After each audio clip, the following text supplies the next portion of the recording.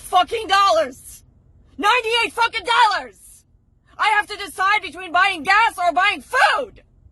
And guess who wins? Because I have to get to the job that I need to fucking buy anything at all.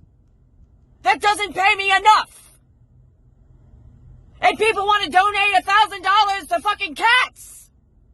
98 goddamn dollars at Costco to fill up my tank. $98! $5.50 a tank. $5.50 a gallon at Costco. $5.50 a gallon at Costco. This is the work of the fucking religious right. Listen to Robert Reich, who gives us all of the evidence about how our poverty is a choice that our government made for us.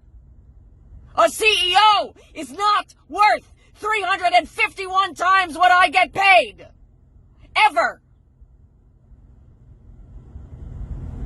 Fuck you, religious right, who are doing this and have been doing this to us. Fuck you, profiteering companies.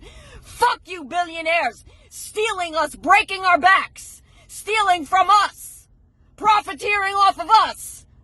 Let me repeat, I have to decide between buying food or gas. Guess which one wins?